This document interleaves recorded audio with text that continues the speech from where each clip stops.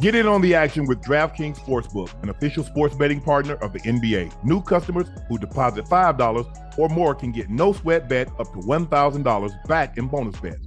Download the DraftKings Sportsbook app now and use code Shannon. New customers can get a no sweat bet up to $1,000 if your first bet loses. Only on DraftKings Sportsbook with code Shannon. The crown is yours.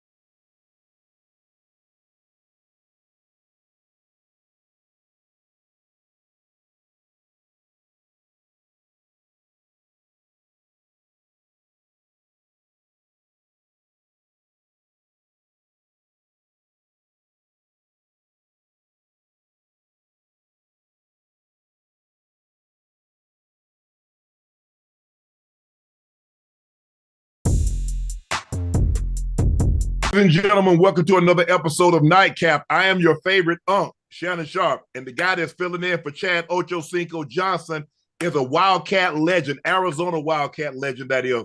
Many say he's the greatest Arizona Wildcat hooper in college history, their college history. Number 0, Wizard legend, Hibachi man himself, Gilbert Arenas.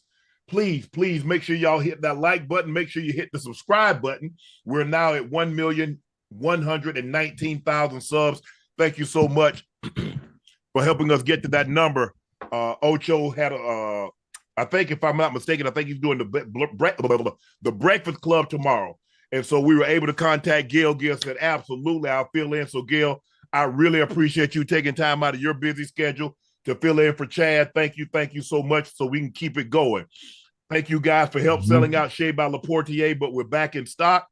We're doing back orders. We got to fill those back orders, but we're going to have enough.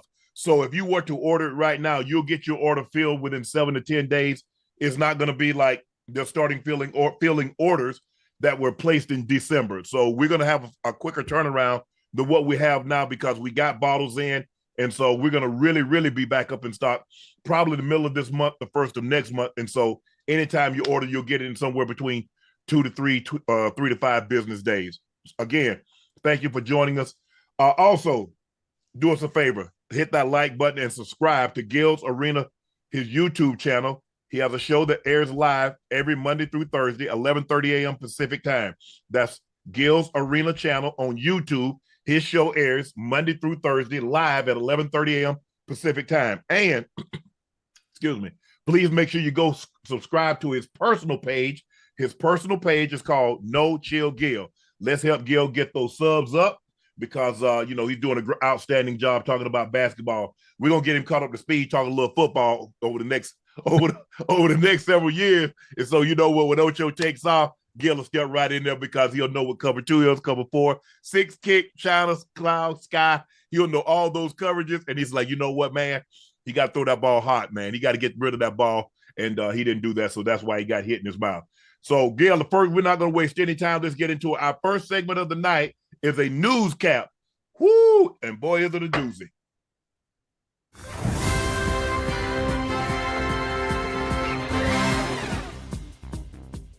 Man, I don't know what they got going on in Boston, but it's something good. They opened up the tea party on the Warriors. The Celtics beat the Warriors by 52. The Celtics become the first team in NBA history to win at least 3 games by 50-plus points in a calendar season. Let that sink in for a second. In one season, they've already beaten 3 teams by at least 50 points. The Warriors have won 13 of their last 16 games, 11 straight, and that comes with no Kristaps Porzingis. 13 of 16 and no Porzingis. And, hey, the Warriors had been playing well. The Warriors had been playing extremely well. The Celtics won by 52, and the game was over at half. If I'm not mistaken, I think the game was 82-38 at the half. I've never seen a score like that, Gil. I mean, I've seen teams get to. I remember, I think the Phoenix Suns scored 103 or 105 and a half.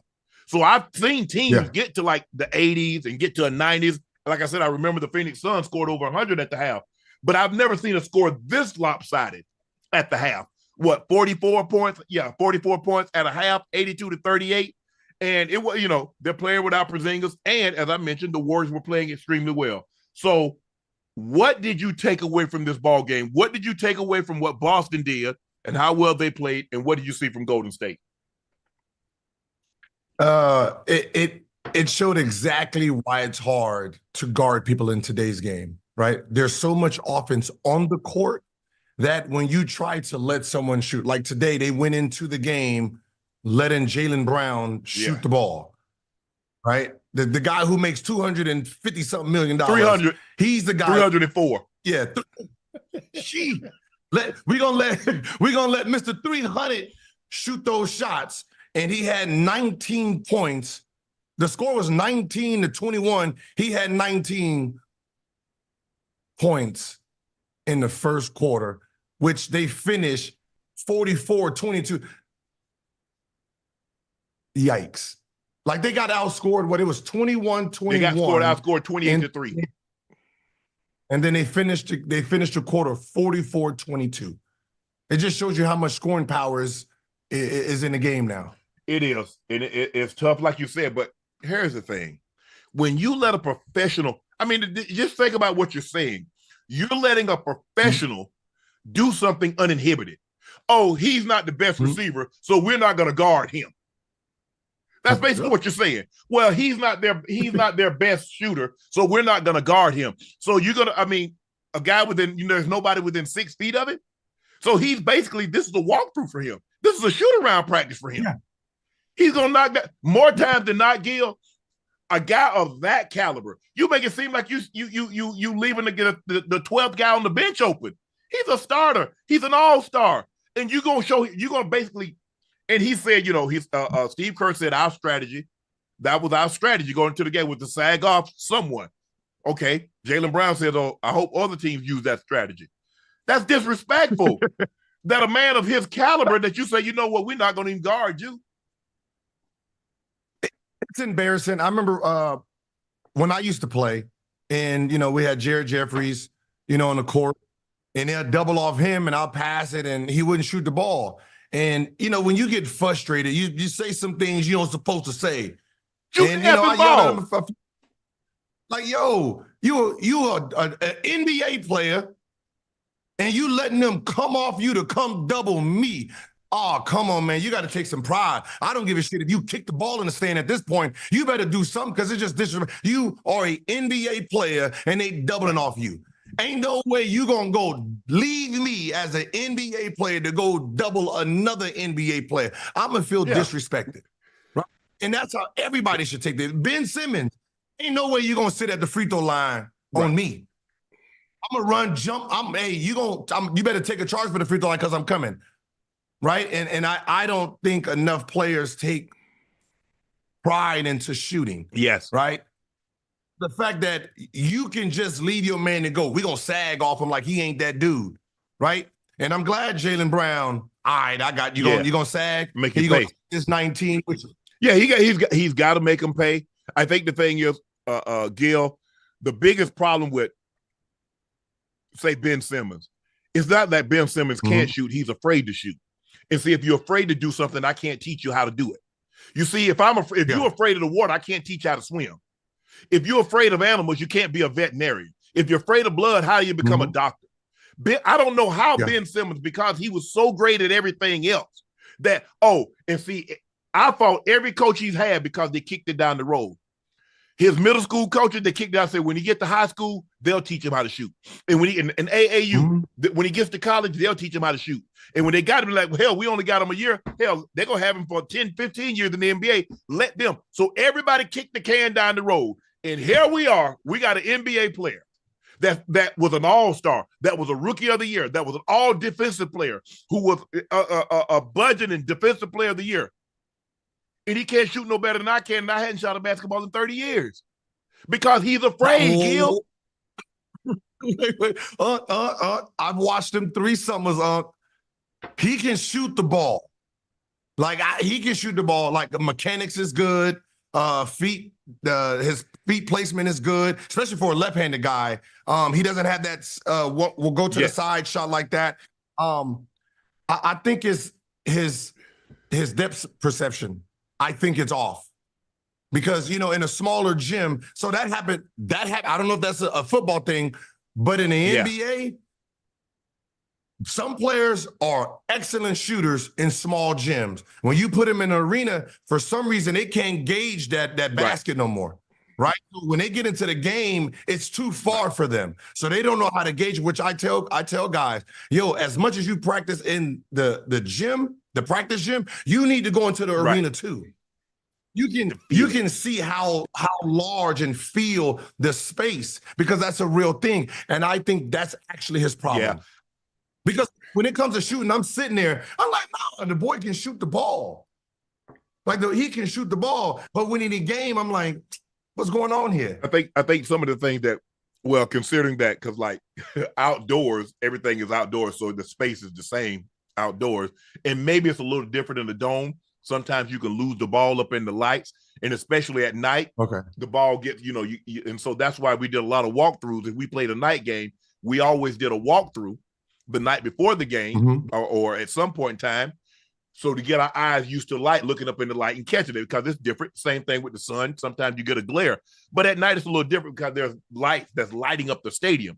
And so you have to be able to adjust to the ball. And plus it's dark. It's, just like anything, it gets up on you. So your vision has to be really focused to play at night, because the ball is still the same size. They don't inflate the ball. The ball doesn't get bigger so you can see it at night. And so you have to hone in. I really tried to pick the ball up coming out of the quarterback's hand. Now that wasn't always the case, because sometimes I had defenders in front of me, and a lot of times the ball was coming over my shoulder, so I had to track it and look it in. But I just think the thing is, Gil, with him is that maybe he and I've seen him in open runs too, and he's shooting the ball. But something happened. Maybe it's stage fright. And, some people get on the stage and they're like, and maybe that's what it is with him, because at 6'10", and he could do everything. He could handle the ball. He could defend. He had decent post-up game. Not great, but I mean, when you're 6'10", it shouldn't be that hard to post up, especially guys that you're going to be posting up, because most of them are going to be smaller than you. But he lost it somewhere. But the Golden State, they got issues because really they are too, I look at Kuminga. Kuminga's really coming into his own, and Steph is Steph. So we don't need to offer an explanation for Steph. He had one of those games, and he hadn't had, guys don't have like him, don't have guys have games like that often. Kuminga, I love his game. But when you look at it, what are we really talking about? Draymond is not the offensive threat.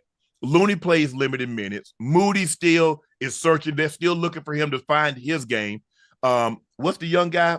I forget his name. But anyway, but what are we really talking about? I mean, they make it seem like, if they get their stride, they're not going to get their stride. They are what they are. They got one superstar, and that's Steph. Look, Moody's looking for his game like your chat looking for Ocho. He ain't coming. He ain't coming, y'all. That's it. This is what you're stuck with right here, right? The Golden State Warriors, the only reason we say they have a chance is because of Curry, right? That's it. Because Curry brings it out of us to always give them a shot. But for the most part, Clay is not himself anymore. He got put to the bench. Wiggins don't know if he wants to be America or if he want to go back to Canada, because for the most part, he's there half the season. He got some personal things. He got something going, Gil. We don't know what he got going on. He got some things going on, maybe. I know. Most likely, if it has to do, because this happened last year, maybe Pops is in trouble again. So I do pray for Wiggins. But before this even happened, he wasn't doing shit anyway. It's just true. So for the most part, the team is done as we know it. Clay can have a game here or there, and every time he has one of that game, here comes Clay. If he can summon this, if he can do this say for the next 30 games. Hell, if he could, we wouldn't be asking him to do it for the next 30 games. It would be a given. When would we ever question Clay? We never questioned Clay because we know what he was. We know what he was going to give us. He was going to give us somewhere between 20 and 25. He was going to be 40+% from the 3-point line. And we weren't going to be out there on a hope and a prayer that he has a great game. There's a reason why he's a 4-time NBA champion. Mm-hmm. He's an all-star. And he's been relegated to the bench because of his inconsistent play. And so now you're going to ask him when he gave you 30 or he gives you 35, man, if he can just do the, if he could, he wouldn't be on the bench. He wouldn't be coming off the bench, Gil. Now, I think it shows, just for hoop fans out there, it shows how fast you can lose confidence in yourself. Because it's not like he does not shoot the same amount of shots or put in extra work. It's the same routine, same thing. The mental has changed. He's questioned his ability, right? We don't know if it was a move, something happened on the floor, something happened in the media, something happened but he questioned his greatness, and you can see the reflection, and you can see that it hasn't came back. Same thing that happened to Russ. Russ went from averaging a triple-double, came here, got booed, and we never seen the same Russ again. And people, so you can see how fast we lose it. You know it what I mean? does, but I think the thing is people like, well, hey, you see how Russ is playing? Well, look, Russ is playing on a minimum contract. The numbers he's giving you on a minimum contract is fine. But when a guy's making $40+ million, the number that he's giving you, that wasn't acceptable. I don't know why people don't understand that. It's not like, and Russ is a top 75 player. He's an all-star, 2-time all-star MVP. He's a league MVP. His resume is complete. But let's not kid ourselves, and he was willing to accept the role for the Clippers that he was never willing to accept for the Lakers. They tried it. They tried to get him to come off the bench, and he was unaccepting of that role. But I guess because he looked at it and says, the guys that you want me to come off the bench for aren't better than me that are starting. And so I guess he looked at it, and so I guess he's looking at it like, okay, James Harden is better at this point in time.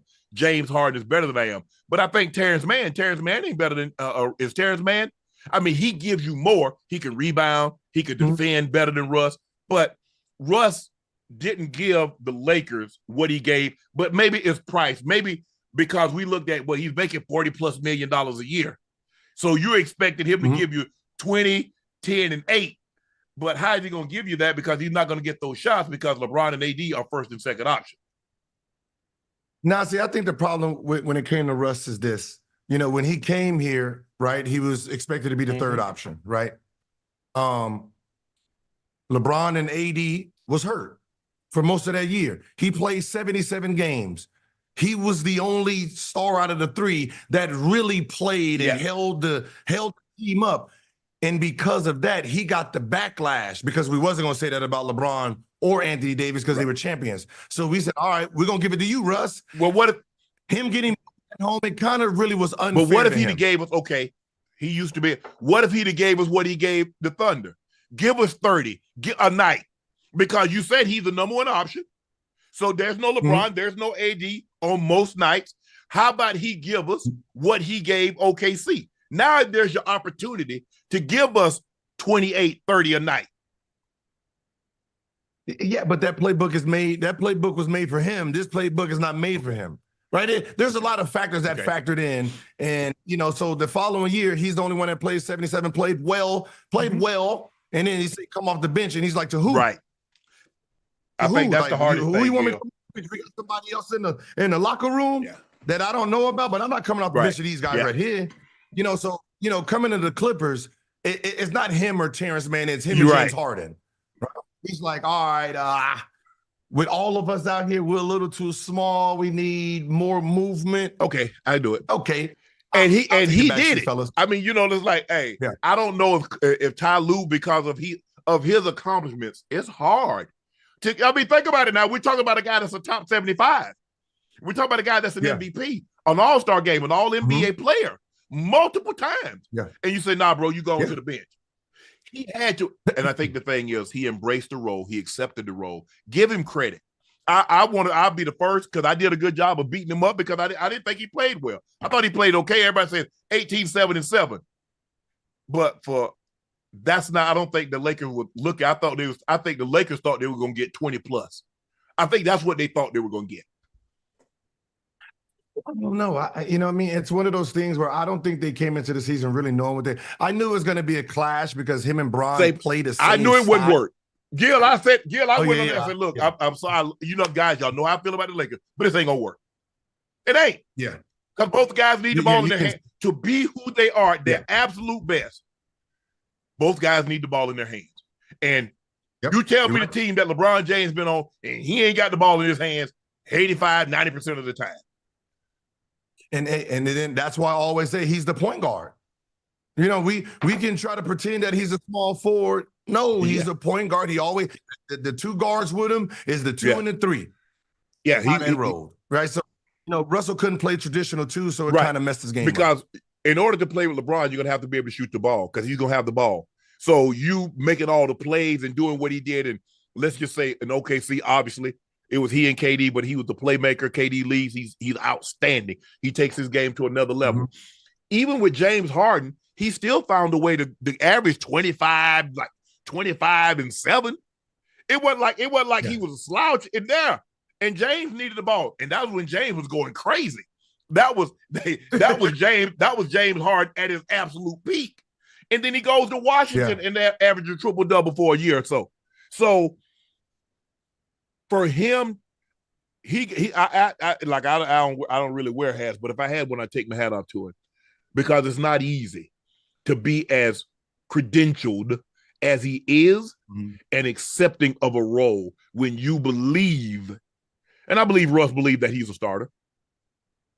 But he says, you know what? This is what's best for the team. And a lot of Gil, everybody can't do that. See, everybody, you notice Gil, everybody like, I just want to win. Yeah, but I want to win my way. I want to win, but I want to win my way. That's a caveat. I ain't gonna tell you that, man. I just want to be somewhere I can win. But I need to. Yes, go ahead. Yeah, I think the difference between like where Russ is and where Clay is I think Clay is where Russ was last year or 2 years ago with the Lakers. Him coming off the bench wasn't his idea, right? This wasn't his idea. Oh, I need to come off the bench. This was the team's idea. So now he has to try to accept this role, right? If I'm the coach, those last 15 games, I really need to sit back and think about the chess move here. And the chess move here is, do I shut Curry down, give him his 65 games, but for the most part, shut him down? Draymond shut down. Clay, Kuminga, go. Because if I'm going to bring Clay back, I need Clay mentally focused, mentally prepared, and ready. I ain't bringing it back at 24 million, Gil. What, 2 year, 24? Yeah, no, I'm saying, no, not 24 a year. I'm sorry. Come on. I already paid him. I already gave him 200 million. I paid him for what he did. Now I got to pay him for what I believe he's going to do. No, that's not how it works. No, this ain't football. No, hell no. Hell no. You paying me for what I did. That's how the NBA works. Damn. So when I get drafted, the number 1 pick, that's not what I'm doing. That's what I did. What I did from elementary, junior high, high school, college, that's what I was rewarded for. What I do the next 4 years, I'm going to get the next deal. So my contract right here is I got a championship then.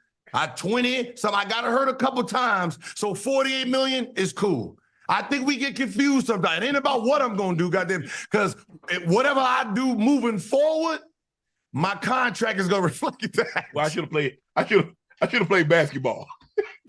Because I damn sure ain't how it work in football. Football saying, look here, we already paid you. We paid you for those Pro Bowls, those All Pros, those Super Bowls. Now, what do I think you can give me over the next 2 to 3 years that's going to justify the compensation that you're seeking? But back to the Celtics. The Celtics have won their last 5 games by an average of 30.2 points a game. And we talked about last week on First Take, and I said the Celtics are in a class of their own.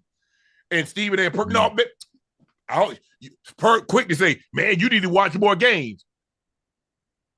Well, I don't know what TV you got, but I want to know who you think, like right now, the way they're playing. I'm talking about right now. Now, when it gets to the playoffs, all bets are off. But the question was right now, and they are.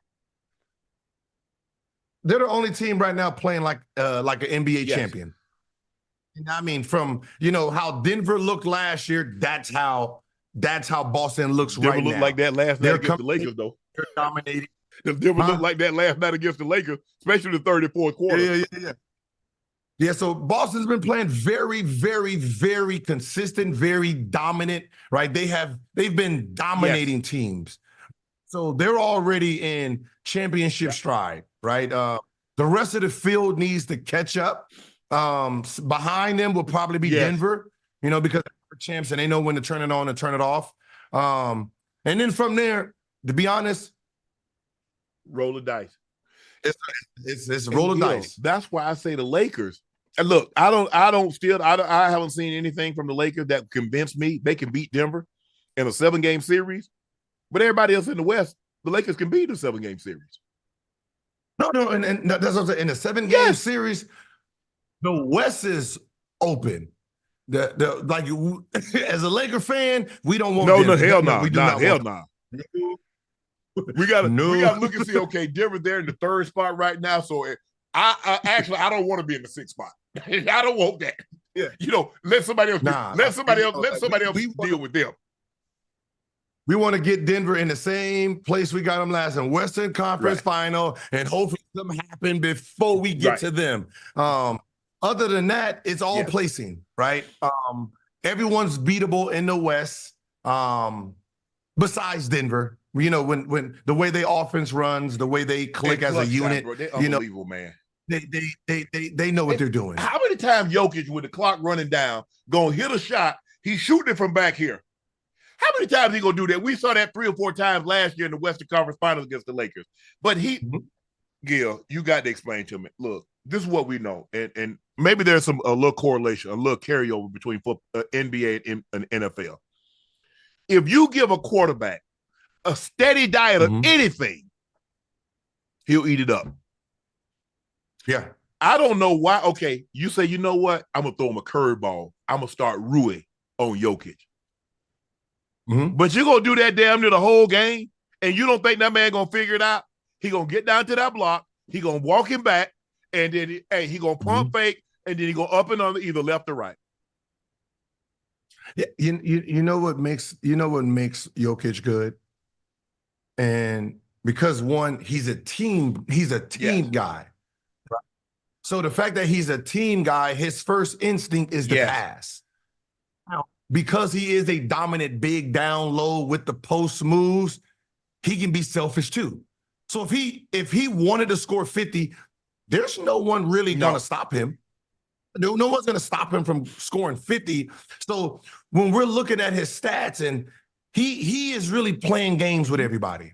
And that's the thing, that because he is smart enough to understand, I'm going to throw some passes here, I'm going to do a little bit of scoring here. It's really hard to figure out which mode he is. You're going to really have to go to analytics to see what time he tries to score, when he likes to pass. Other than that, if you're just playing him naturally, he's just a puppet master with you. He's just sitting here doing this. He's you Pinocchio, and he's the doc at that time. Yeah. And that's what he's doing with everybody. I think, and look, I didn't expect Michael Porter, the first guy to attempt at least 10 shots, shoot 100%.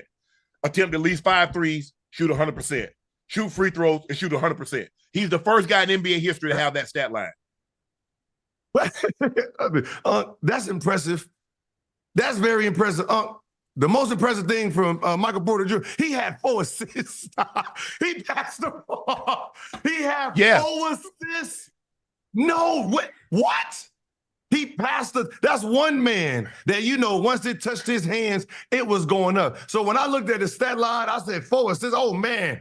He was on fire. He was on fire. And the thing is that when the Lakers had a run, was going in the first, he kept them close because he was just coming down, letting the threes go. Where the Lakers could have probably built a 15, 20-point lead, Every time they got double digits, he boom, it's back to 8. They get up to 14, boom, boom, boom, and now he hit 5 quick points, and now it's back down to a 9-point game. So he kept them taxed. And then in the third, he picked right up where he left off in the first half. Now, Yoke gets it going. Now he says, okay, now it's time for me to insert myself. And then in the fourth, you get Murray. Now they go to the 2-man game. Now they're about to pick and roll you. Now Murray's finna drag pull you. He's finna go and come, pop, pop, pop, pop.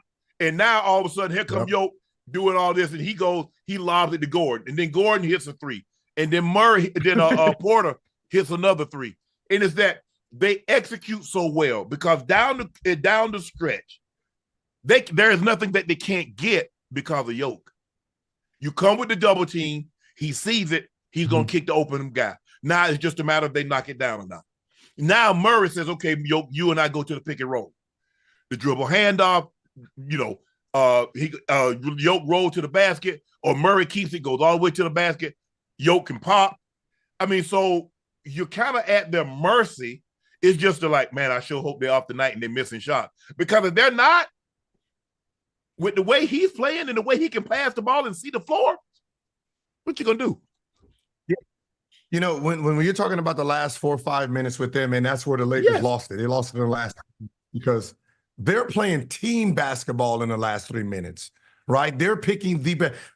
We know what the Lakers gonna do. LeBron's gonna come. He's gonna set a pick and roll, try to get the ISO, maybe look at his hand a couple times, hit the Michael Jackson glove, and then he's gonna shoot the 3 or try to move off that.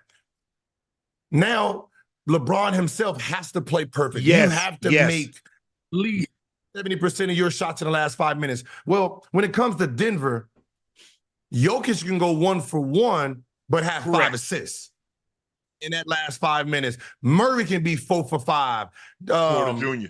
You got Gordon, who got 3 offensive rebounds and some putbacks. So when it comes to the last 5 minutes, they're all playing together and doing what they do best, crashing the boards, diving, slashing, popping, rolling, posting up, getting to the free throw line. And it's really beautiful basketball. I'm not even going to lie. When it comes to, you have to think Calvin Booth. Like, he was on my team. We used to talk basketball. We used to talk strategy. And when you look at the lineup, it is how he thought the game. He thought the game from this same aspect, and you can see it play out very well. It's just and the guys played very, very well. They needed a little bit more from AD. AD only had 17 points. He missed some easy ones last night, but I can't even beat AD up because AD's been playing unbelievable. I just didn't like Darvin Ham's rotation last night. I don't know why you benched D-Lo. The man had a little off shooting night. So now you're gonna send him to the bench? Damn. I mean, what about all the nights that he's been averaging like 20, 25? And so now he has a little stretch. He goes like 5 minutes. He doesn't hit any threes. He had a couple lip out. I'm like, come on, bro. But this is the problem. You put him on the bench for who? Cam? Exactly. The 19 minutes, 3 shots? Come on, I might as well put D-Lo in. And it wasn't like he was stopping Murray. So I can leave you in. I can take D-Lo out if you're going to neutralize Murray. But if Murray is getting whatever he wants, hell, I can put D-Lo in because D-Lo is going to at least go give me something on the offensive end. And that's all that when I'm playing Denver, that's all I'm thinking. See, I think they get wrapped up into we have to stop them. Well, the problem with this is not an individual stop. This is team defense. So that means Cam, Prince, they have no skin in this part of the game, right? So Denver's thinking offense. Right. You have to think matching it because who's a great defensive player on Denver? No one ever talks about their defense. I mean, KCP is there really the guy and Braun, the guy out of Kansas, but they play. But they don't have. Jokic is not a shot blocker. He's a deflector. He's going to use his hands. He's going to kick a lot of balls. He's going to get his hand and deflect some balls. But other than that, they don't have guys that can guard. They don't have perimeter defenders like a PG in his prime or like a Kawhi. They don't have those type of guys. LeBron, Kobe, guys that can sit in the chair. They don't have guys like that. But they got guys that say, you know what? We'll take our offensive guys Yoke, Murray, Porter Jr. We'll take our big three. And although we might give up something as far as lateral quickness, we're going to punish you on the offensive end. So you better not miss. Yeah, and that's the thing. They're going offense, which they know, well, you're going to go defense, so you're going to take away half your points anyway. And no, that's the thing I've been trying to preach to some of these guys. Like, those days of having that offensive, that defensive guy in that can't score is really a liability. Look at what Golden State tried. They tried to sag and sit back on $350 million. What the hell you think they're gonna do to Prince and what's the name? They're not gonna respect them. So the fact that they tried it with Jaylen Brown, you need to put offense in to tax these butts out here. Perkins demands that the Lakers build a statue for LeBron. I mean, get ready to start scooping the statue for LeBron outside crypto.com arena. That's what, 40,000 points done in a Lakers uniform, passing Kareem when he passed him up in a Lakers uniform, winning an NBA championship in a Lakers uniform. What else can I say about the man? LeBron also admits that the Nuggets have their number, and so I'm gonna ask you: do you believe the Nuggets are the? First of all, let's get to what Perk said. Do you believe the Lakers will build a statue for LeBron? If his career stopped right now, hell no. No. He don't have enough accolades in the Laker uniform. He needs another title.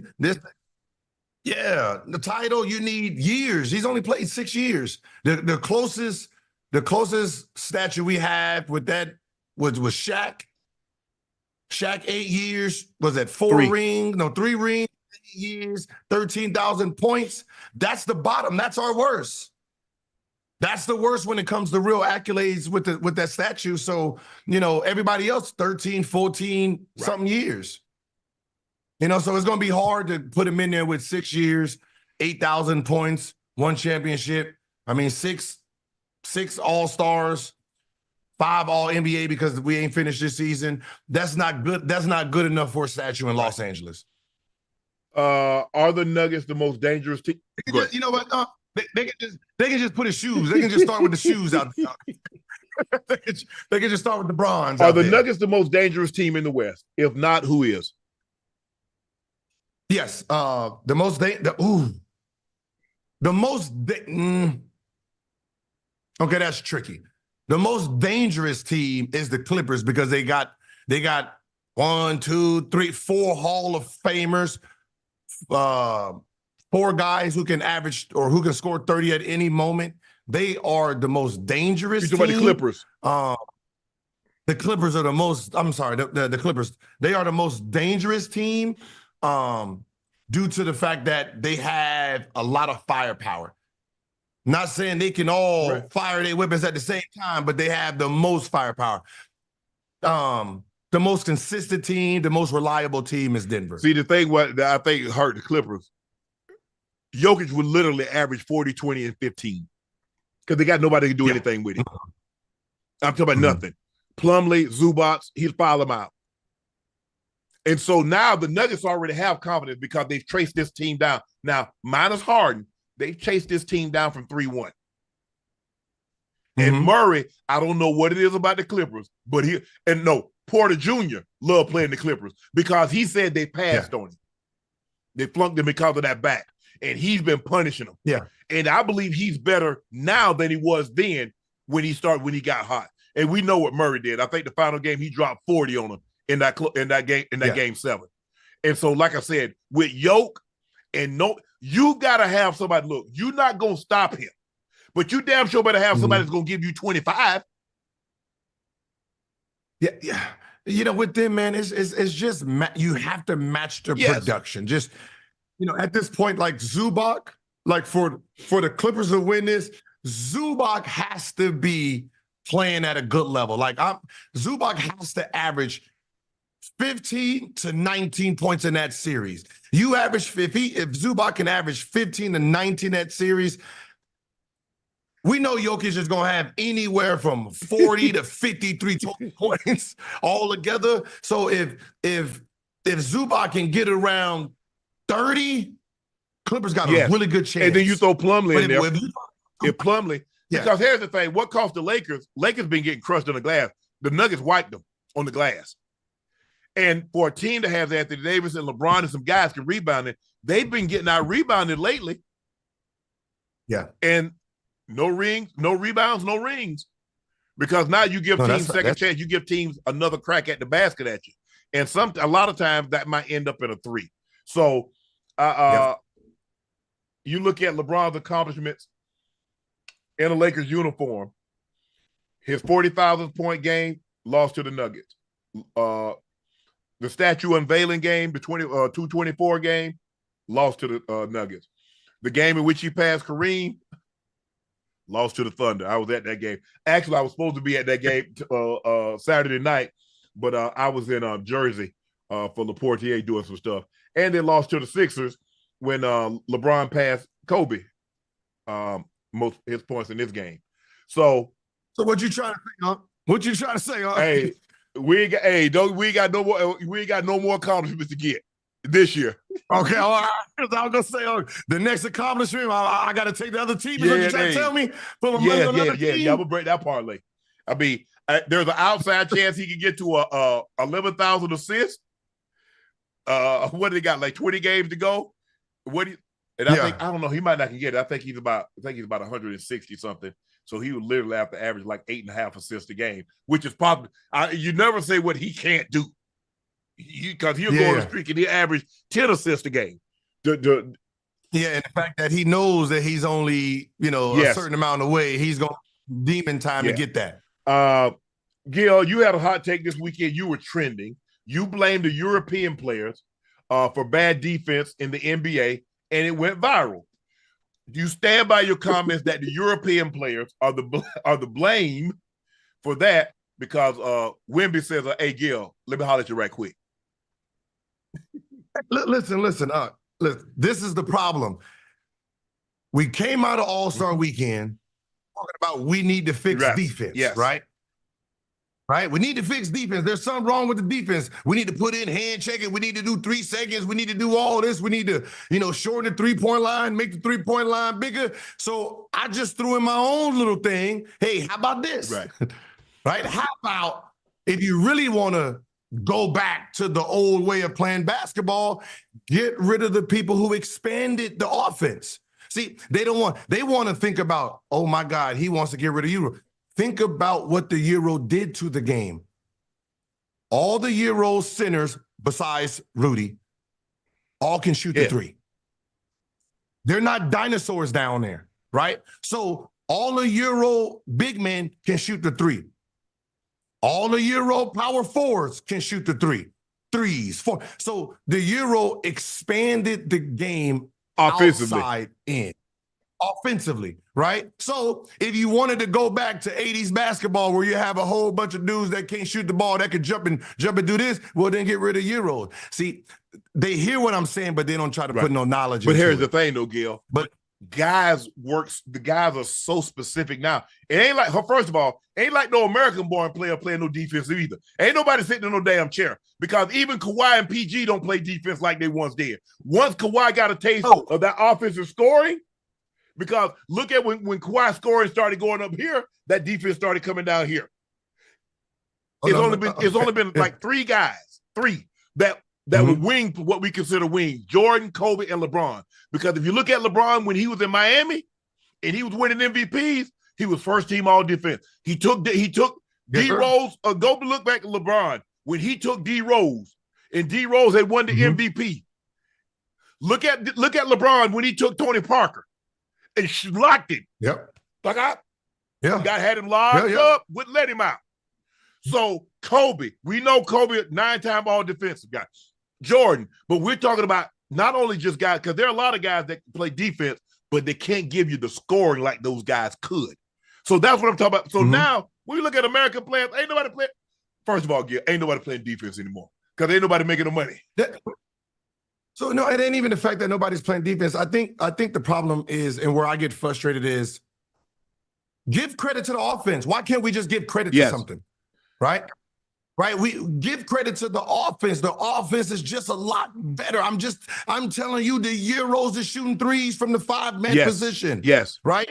So that is a better position in today's game, right? You got guys shooting from damn near half court when some of those players couldn't even shoot from the free throw line. Yeah. Right? So when we talk about what the problem is, there's none. There's no problem. What I don't care what you try to do. You want to play put no 3 seconds? What you think that's going to do? More threes. Well, who you going to sit in the lane with? Which guy? The center? Huh?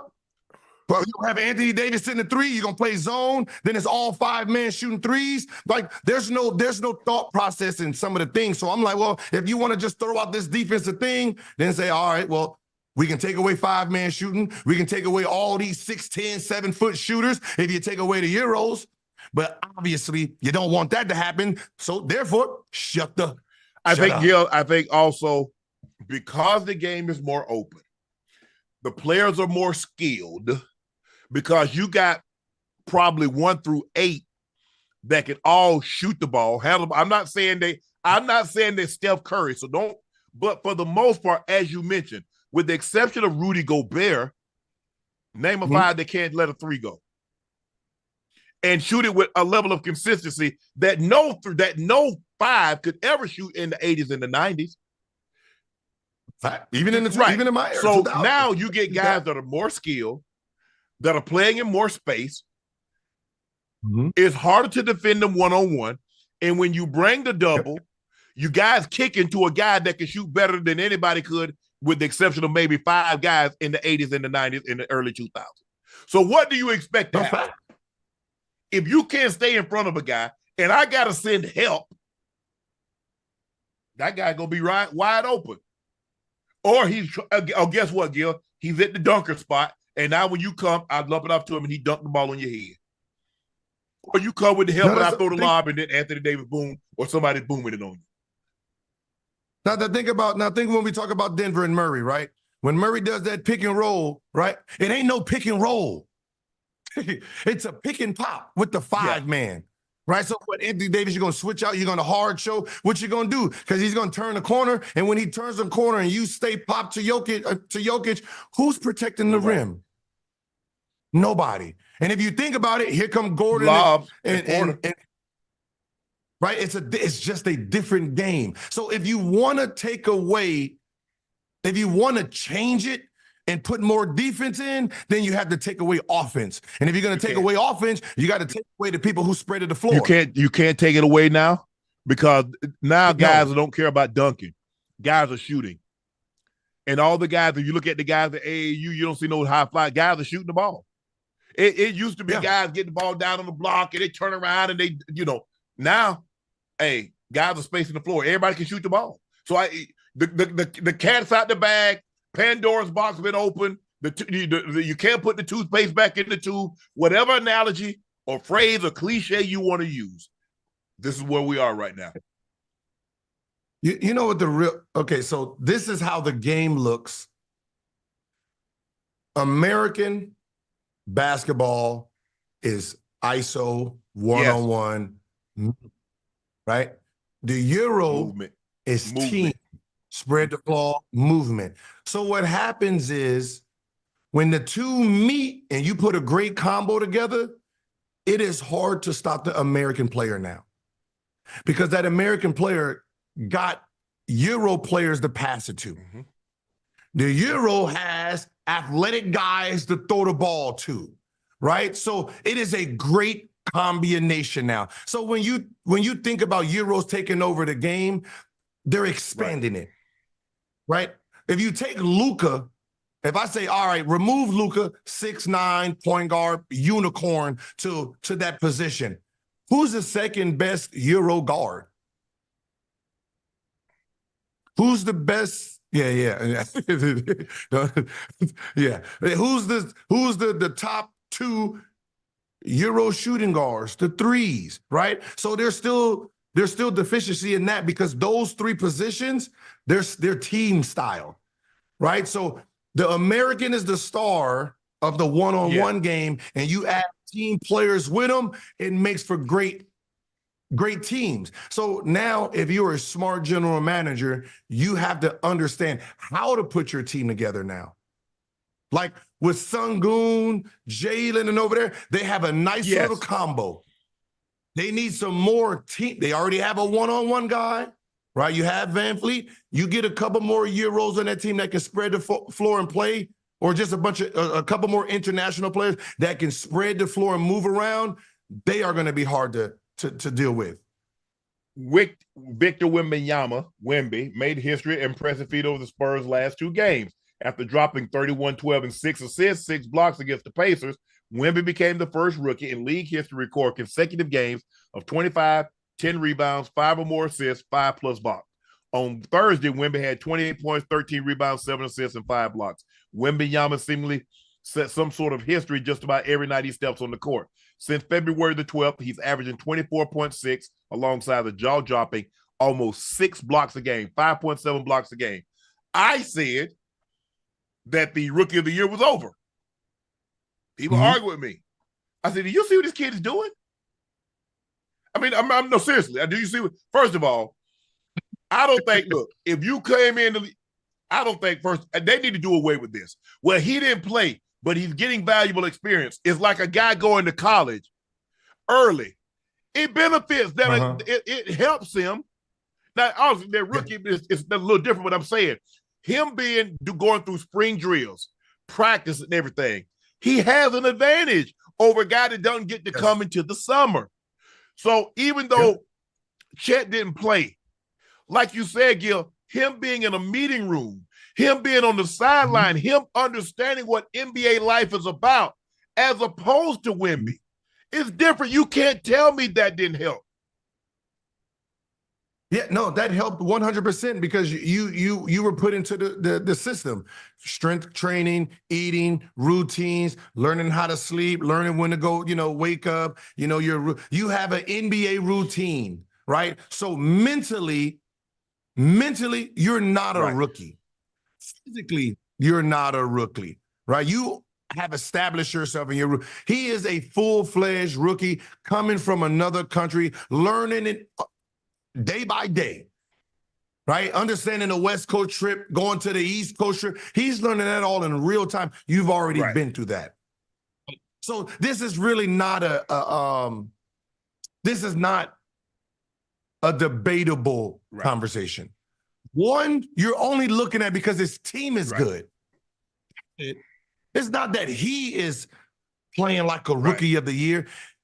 His stats plus his team wins, right? What is he, the 4th option in that offense? Because we know Shea is 1 for sure, and Williams is 2. So he's 3rd at best. 3rd at best, right? He's third at best. So the rookie of the year is for sure Wemby, but I don't know if I'm the only male out here. Tall girls are starting to look very attractive now.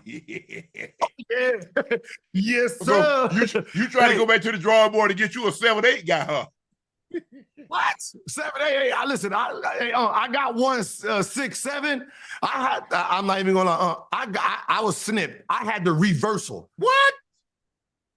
Oh no, they got Wemby's coming in the league. I gotta put my name on one of them. I gotta put my name on 7'7". Well, I don't know. You better go find you a 6'4" woman. Oh no, for sure. Hey, I'm going to the big and tall store. I know I'm at the big and tall, right? Hey, listen, a WNBA, I'm looking for the old vets. The old vets, about 38. 40 right there. Oh, they need, you know how much they got paid? They need this child support. They need this child support. So they willing to give in to the old Gilly, right? I'm just saying, the Wemby Yummies in them chests, that look like the future. I don't know, two old model cars, they go get you a spaceship. Hey,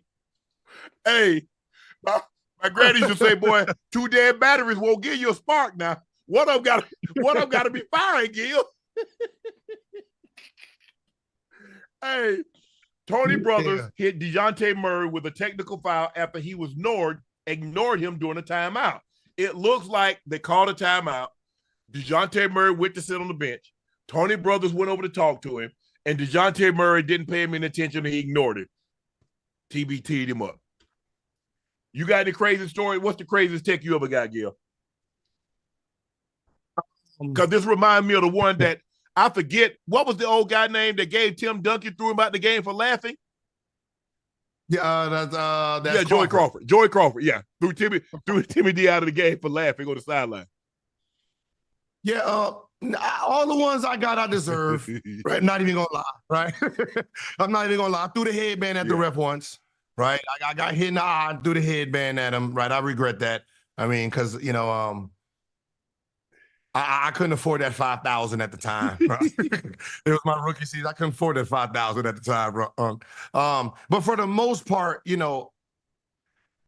I gave refs respect because I understood, it is difficult, right? Reffing in real time, trying to see everything. And our job is to, it's players like me. Okay, you sitting here, you down there. There's certain things that I can do that you can't see, right?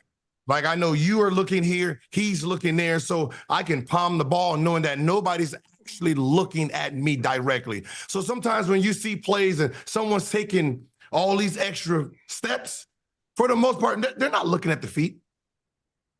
Right? They're not looking down at the feet. They're looking at the catch, his body move. They're not actually looking in real time at players' feet. So it's one of those things where players understand where these eyesights are. So, when you're talking about pettiness, oh man, refs, oh man. I don't like shit like this. Like I like Tony Brothers because usually for the most part, he don't get emotional like this.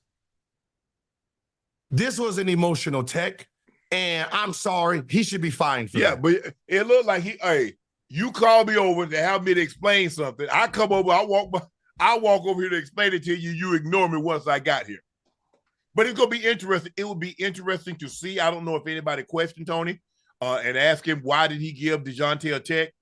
Did he say something? What caused him to go over there to have that conversation? And it looks like Murray didn't say anything. And if Murray didn't say anything, why would you tee him up? So it'd be interesting if a pool reporter, if somebody asked, why did he get a tech? I don't know. It hadn't come out yet. So I was just wondering if somebody.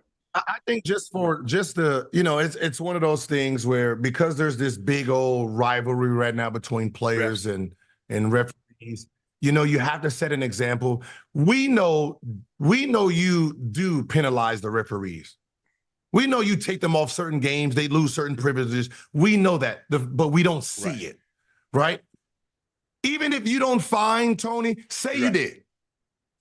Tony's been fined $5,000 for, the unnecessary technical against Murray. That right there lets us know they're being held accountable. If nothing happens and you do something behind the scenes, what do you think we're thinking? Sometimes doing something relieve stress, right?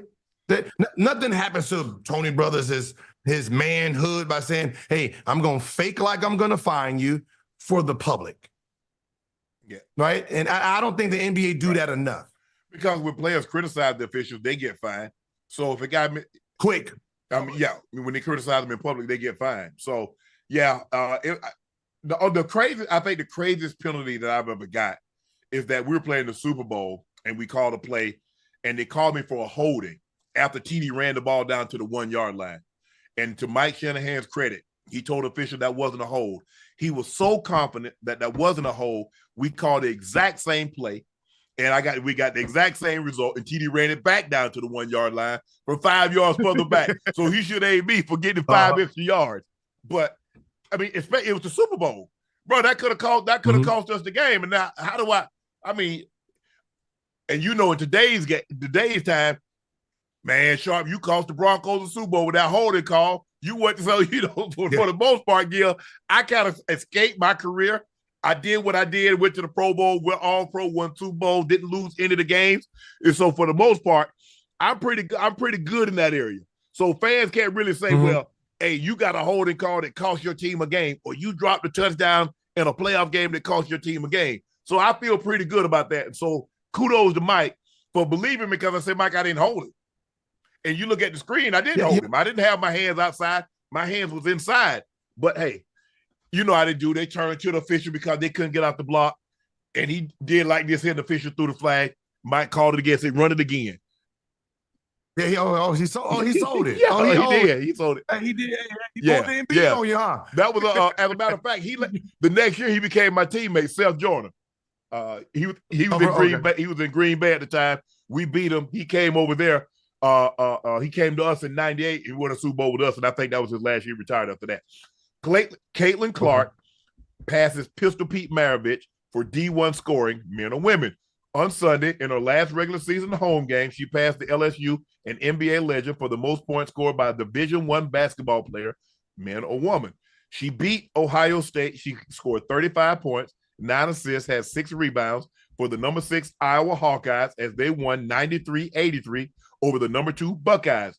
It put Clark at 3,685 career points. I think there's a AIAW, someone that has like 200 points. There's an outside chance she could get that, Gil, if she like the tournament, Big Ten tournament, and they go far, because she's averaging 30. So there's a good chance that she could play 10 games and she's 200 points or less. There's an outside chance she could she possibly get? I don't think she can get through. Can she get 315 to make it an even 4? Which I don't think anybody's gonna. I don't think any woman or man will break that record if she gets to 4,000 points. Hell, this is gonna be hard. I mean, whatever she ends with is gonna be extremely, extremely hard. I'm not even gonna lie to you, Unc. Soon as you said women's basketball, I went to sleep a little bit, just like the rest of the chat. We went to sleep on this. Man, Caitlin Clark let that thing go. She averaging 33, Gil. But you know what?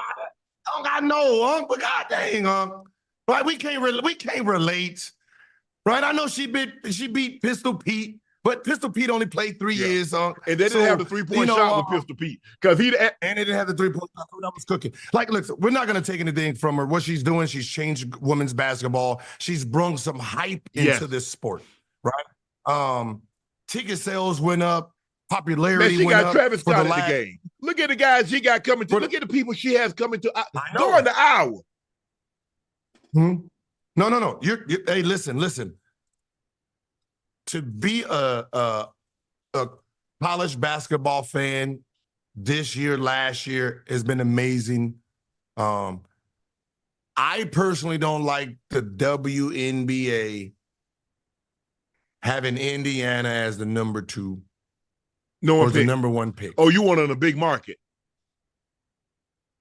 I need the best. I need the best player in the country, the most popular player in the country. Right? The most recognizable face in the country right now. I need her in a big market. Well, I need her in Los Angeles got 3 picks, right? Well, trade them all for Caitlin Clark. Yeah, why not? Because Indy ain't gonna do it. They have to. They have to. Ticket sales, jersey sales, right? Marketing deals, lip gloss lines, whatever. It's here. Think about that. Think about the Sparks games. You're gonna have the Jenners there. You're gonna have all those celebrities coming to watch that woman play. I'm gonna go see them play. Coming to goddamn FIFA game. But here's the thing, though. Say what you want about the game. She's more popular than any man playing college basketball right now. Oh no, that's facts. I can't tell you. The only reason I know this guy is because he tripped the guy. They tripped the guy from Duke, Filipowski. They call him Flip. Other than that, I couldn't tell you anybody playing. And I know UConn and Kentucky is Kentucky and North Carolina. Baycott is still there, but he's been there for like 15 years. But for the most part, she's more popular, 3x, than any men's college basketball player. Yeah, when it comes to the popularity and the game, the popularity matches the game. She's by far ahead of everyone. Next up is what, Bronny James? In college basketball? Yeah. Right? Because if you take her and Juju, Juju Watkins, the young lady at USC. Yep. Those two got more popularity. Angel Reese. And you know what's so funny? If Caitlin Clark wasn't doing what she was doing this last year, Juju would be the biggest thing in women's basketball right now. Because she's only a freshman, they're like, we're going to give her love, but we're not going to give her the keys right now. We'll give it to her next year. Right now, we're just going to let Caitlin finish her career off being who she is. And, you know, just from a marketing side, her, Angel Reese, they have to be in big markets. This is not about the game. WNBA, this is not about the game. This is about entertainment in the business. You're trying to grow your game. Having the most popular players sitting Indiana fever in Indiana, that's not a good look for the development of the game. You want the Jenners coming to the game. You want other NBA players coming to the game. You want Mayweather driving to the game because she done popped off 50, hit a quarter. That's what you want. You want those headlines in sports. You're never going to get that in Indiana. I see it.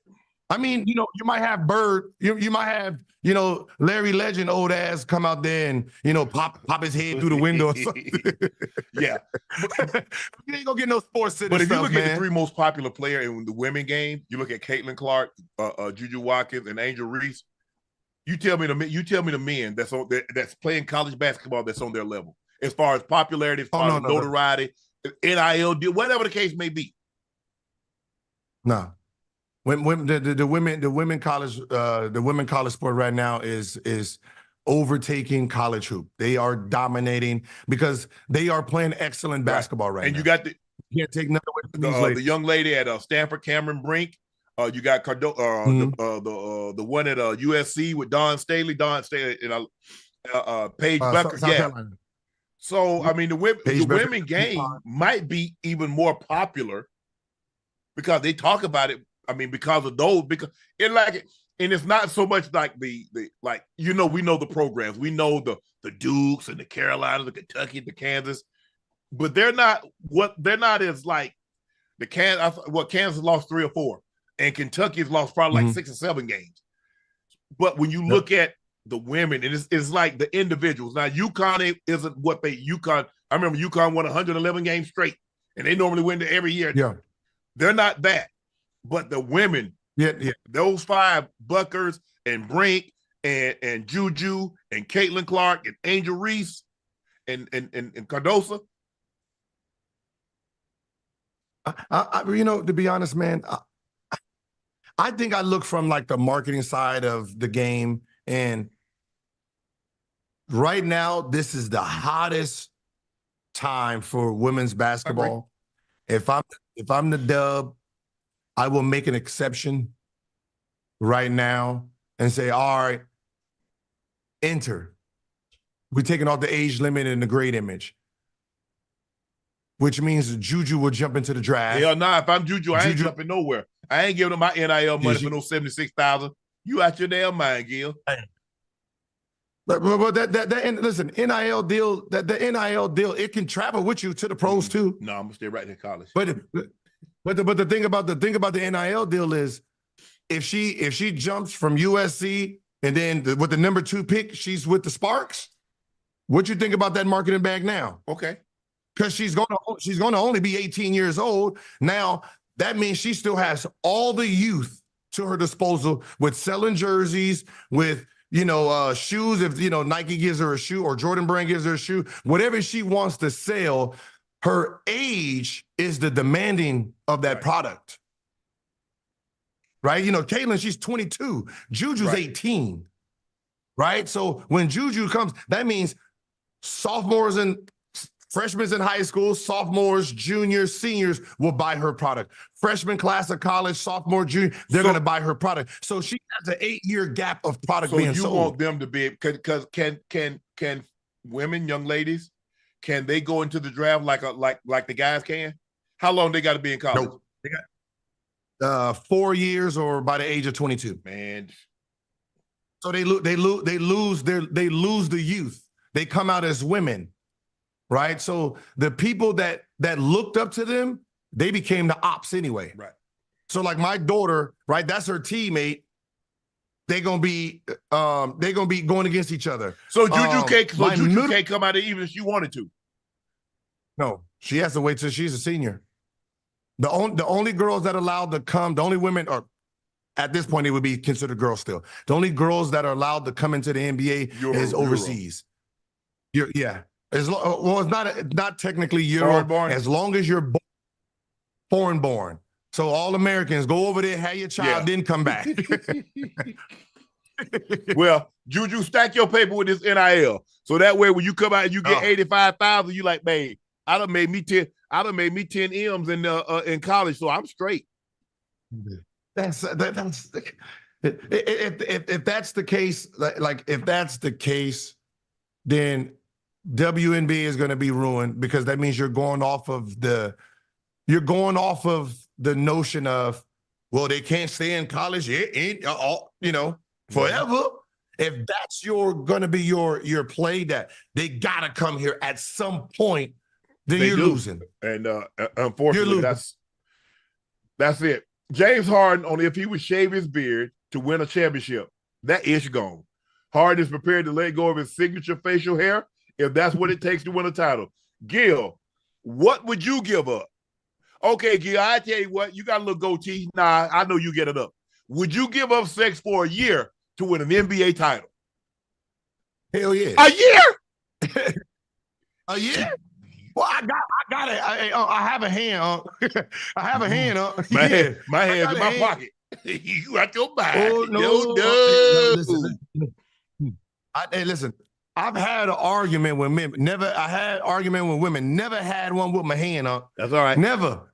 that boy, never. Ain't no sex like that argument sexy to make up. Man, that's the bad kind. Man, I start an argument on purpose. You make me sick. What? Come home late. I come home late. I be in the park. Where you been? I'm sitting out in the driveway because I was just going to start an argument. Yeah, I supposed to have been home 15 minutes ago. I'm just sitting in the driveway. That's what I'm saying. Oh, man, ain't nothing like that. Ain't nothing like that makeup, Gil. Ain't nothing like the makeup. Yeah, in your 20s, that's fun and dandy, until you windows start getting busted. That's even better. That's even better. Hey, I'm looking at the car. I'm looking at the car while she's doing it too. I think, God dang, she doing a number on that car. Come on up here, because I know in 20 minutes later, it's gonna be on and crack it. Nah. I'll give up sex for a year for a championship ring. I don't know about that, Gil. You on your own. I won't give up no money. You on your own. Listen, I'll give up sex before I give up $1 million. No, they got no money. If they say you got $100 million, take off $1 million for a ring, depending on where I am in my career, I don't know about all that. I give up $1 million before I give up sex. You out your damn mind. Crazy as hell. Hold on. How much did you say I got? How much you say I got? 100 million? 99. I got 90. You out your damn mind. What can I do with 90? What can I do with 90 that I can do with 100? I don't know what you can do. Hey, there's some things you can do with 100 that you can't do with 99. Because once you stop at 90, there's 10 more extra you would have had to buy something, and you just spent it on women. I'm good. You're not finna have my scrotum sagging like syrup bottles. Oh no! I got the Free Willy. Free Willy. You know Willie jumped out that water. I say, hey, you must say, hey, listen, when you have a baby mama like me, trust me, sex is the last thing you want to think about. Gil, I ain't finna let you convince me about that one, Gil. That's the last thing you want to think about. Trust me, I'd rather win a championship. Hell no. Hey, listen, I was in child support court 55 times. 55. I mean, I'm 50. I'm the Mayweather. I'm 55 and old. But the fact that go there times, I commend guys that's never had to go through that. I think early on we went through it because we were young, and. And I remember like when I was going through therapy, and we going back and forth, and I remember the lady told me, she said, Mr. Sharpe, are you arguing to see who's right, or are you arguing for what's right? She said, because they're two different things now. Yeah, you know, I sat back. I'm like, well, damn. I'm saying to myself, I be wanting to be right. Damn, what's right? I want to be right. And so she said, and she said, with Mr. Sharpe, now, if you're arguing for right, okay, you have valid points.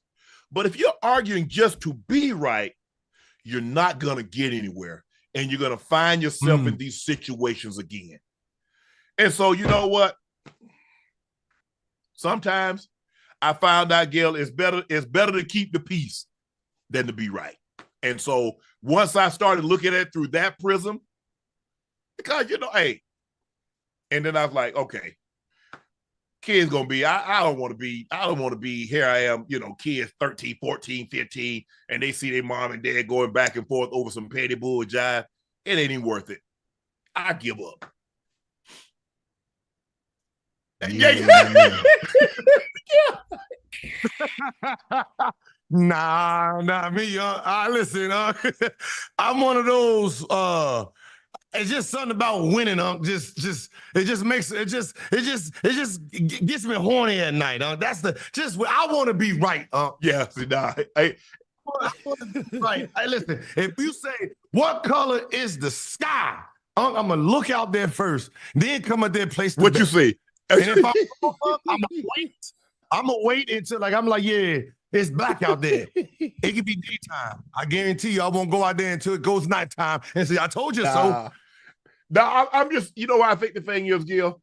Like when you win, and I'm glad because, you know, people, you know, a lot of times they're like, well, Shannon, which would you rather have, a Super Bowl ring or a Hall of Fame ring?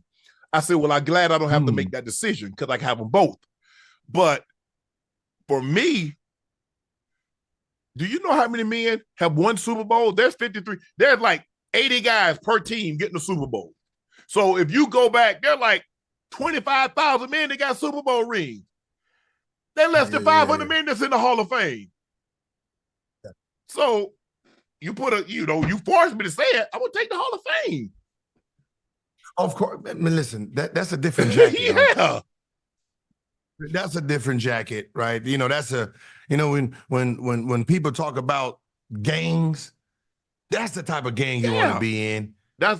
You want to be in the Hall of Fame gang. That's your sports heaven.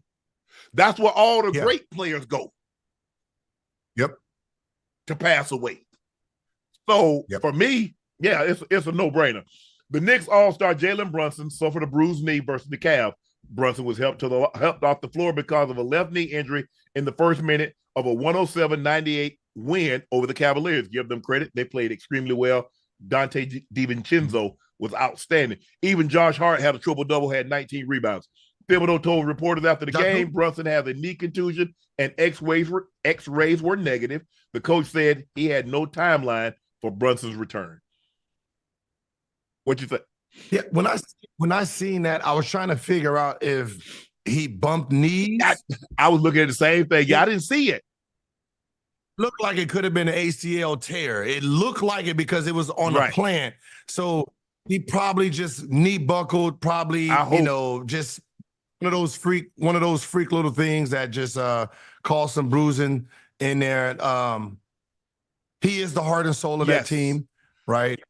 No matter how much we say he ain't the guy, he is the guy, right? He is the guy for that team. And, you know, he's one of those guys that, just like a Jokic, you can't see their talent through your scouting. They got to play.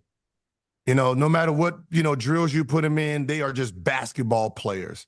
And, you know, hopefully he can, you know, get back in time where they don't lose, you know, much momentum, you know, because he is the heart, he's the finisher, he's the guy who keeps that thing going. And now now the ball got to go back to Randle's hand, and we don't know what's about to happen. I don't know. Is he going to come back? You think he's going to be able to come back with that shoulder? Randle? We don't know. But I know, I know one thing. The team is back his if you come back soon. Gil, it's time for our last segment of the night, and it's called Q and Hey, let's take a listen to what we have.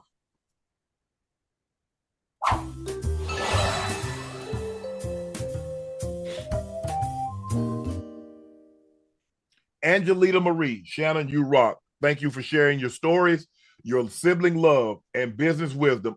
I'm about to enter the workforce again, and you are my professional Black role model. Angelita, thank you very much. I really appreciate that. My family is everything to me, because at the end of the day, this is why I do what I do, because of them. And I told my grandmother on her deathbed that I had it, and I got to hold it down. And so nothing's going to get me off this perch. But God first of all, God has already placed me up here. So they can't knock me off even if they tried. So whatever God has put before me, all that other stuff that's going on is not going to impact me. So I really appreciate that. I try to be as positive as I possibly can. And Gil, this weekend, Friday and Saturday, I had a couple of signings. Man, the love, you don't realize the impact that you have on people until you come in contact with them personally. And to hear people like, man, we loved you at the old show. We love you on First Take, but hey, Club Shay Shay and Nightcap, bro, you do it.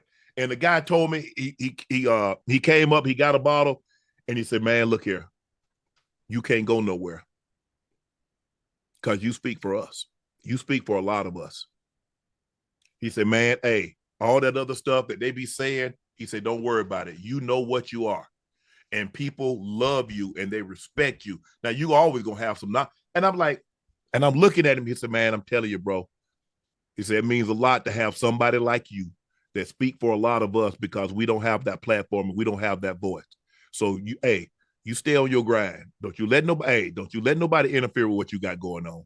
I said, my man, I appreciate that. I appreciate that. And to see black, white, so women, it's just like, it was just unbelievable.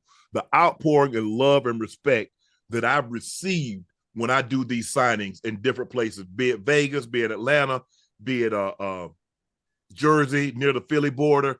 I'm going to Denver. I'm going to a lot of different places. Got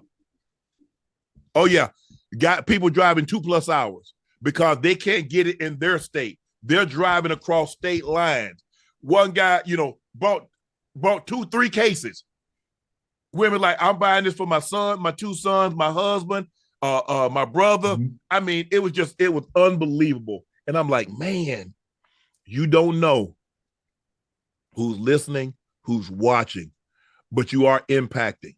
And so I just always try to make sure I'm impacting people in a positive way. I think because we are doing our content from behind closed doors, right? This is not like we're on the field and we can feel the love in real time, right? So when we're doing our thing, just like we're doing here, we have the chat, we can see the chat, but we don't really know the impact that we're doing because everything is in confinement. Same thing when I go to my son's game, my daughter game, and all the kids come up to me. Like, they're like, can I take a picture? And I be forgetting. They're like, oh, I seen you on Shannon Sharpe, man. I seen Unc had your shirt on. Like it makes you want to do right. It does. It really does. Keep going, right? It makes you want to keep going. And, like even when you started, right? And as a content creator, someone who's in the TV realm too, I'm watching, trying to figure out my lane. And when you pulled out the Hennessy and the Black and Mild, I was like, he's pushing the limits, right? You need someone to test the limits, because Charles Barkley, you're giving everyone else a little bit more wiggle room than they had before, right? And us 35 to 40-year-olds that's getting into the podcast game is because of what you did on First Take. Yeah, and that's the thing. Undisputed with Skip. Yeah, Undisputed. You broke down so many barriers that gave, like, it was strict. Like when we came behind the camera, we was good old boys. Flo, did Unc say that? Unc? Oh, it gave a little bit more relief, like, oh, I can do that too. And then now, me, getting to talk with you, every week, it just opens me up a little bit more on how much effort greatness puts into it. Sure. So when I'm sitting at home, I'm like, Shannon just said he got to fly here, right? Let me go online and see what's hot, what's content. Let me do some research. So I'll be sitting here 3-4 hours just looking at stuff, tapes, looking at interviews, watching. I seen the Terry Crews. He threw some gems, you know what I mean? And, something he said that just stuck with me. Like, and he said, when I first started, when I got paid $0, $5,000, then boom, boom, boom. And I was grateful for every single one of them. I didn't look back and say, man, they should have paid me more. Yeah, I remember that, Jim. He said, you can't nod yes and mean no. He says, because I saw the terms of the contract, I was going to get $4,000 for 2 days. I can't then in turn agree to the contract and then go back the movie because, man, I only got $4,000. That's what you agreed to. You agreed to. They gave you what the contract stipulated. So he said, you can't nod yes and mean no. And he's absolutely right. And that was powerful. What is that? KGMA 89. Gil, we need you to share 2 broke stories on Nightcap. Broke. I guess he means people going broke. Shit, they just name anybody who's retired. I just played. They said you was talking about being broke earlier. Gil ain't broke. Oh, yeah, no. Okay, so look. This is how the NBA is, right? So we got March Madness coming up, right? So championship ends around March. April, the beginning of the first weekend in April. That first Monday, April, right? So I go to the championship, we lost. A week, 2 weeks later, we're entering the draft. Now, think about what I'm saying. We enter the draft, that means we got to get an agent. Since we're not in school and we have an agent, that agent's going to tell us, where he thinks we're going to be, right? Projections. Are you going to be in the first round? You're going to be anywhere. So from there, you got to open up bank accounts if you don't have any, right? You got to take out loans, right, on your projection because you don't have no money, but your parents think you got money, so they're going to want some new things. So for the most part, if you're a first round pick, you're going to get about that summer, about 300,000-400,000. If you're somebody like Wemby, you have no limit to your agent. He's the number 1 pick. He has the black card. He probably got at least a $10 million limit. $10 million limit as a rookie. Or no, not as a rookie, just that summer. Now imagine, think about that. I'm taking out 100, 200, 300,000 just to survive that summer, right? Eat, new car, get a rental place, because you're paying for the rental, not your agent. It's just his money. You got to repay him back. Right? So this is April, May, June, right? Now the draft came at the end of June. Now you know who you really are, right? Now I already spent 200-something thousand, and I picked 31. That's 300-something thousand. Now I still got July, August, September, October. I don't get my first piece of money to November 14th. So 6.5 months before I left school of money I've been spending that I haven't even got a check for. You've been spending because you ain't never had money like this before. So you spending. Yeah, you're spending. But I miscalculated because, I thought I was going to be a top 18 pick when I end up being a second round pick. So I spent my money. So I'm begging for a 2-year deal and I'm on a budget. So they had to budget me for 2 years. And that budget was after my bills, which was a car in my house, right? I had $500 that I can spend per month. You ain't getting no hoo-ha. You couldn't take nobody out. That way you always talk about the hair because you ain't had no money. I had a girlfriend. Well, you straight. You were straight. It wasn't mine. It was ours. Right? It was It was hours. When you making $500 a week, it's hours, right? So whoever felt like she needed to be with at that time, I just had to shut up, and that's what I did. You had to take it, and I just had to use that anger and that pain to work on my game. But there was some times where towards the end of the month, I didn't have enough money to drive back and forth from the practice facility back to my place. So I'll stay in the gym. I'll stay in the movie theater room. Shit, we had food, we had the Gatorades, the waters, the shower, steam room. This is home. So you pulled the Ocho before Ocho pulled the Ocho. What year you came out? What year you came out, Gil?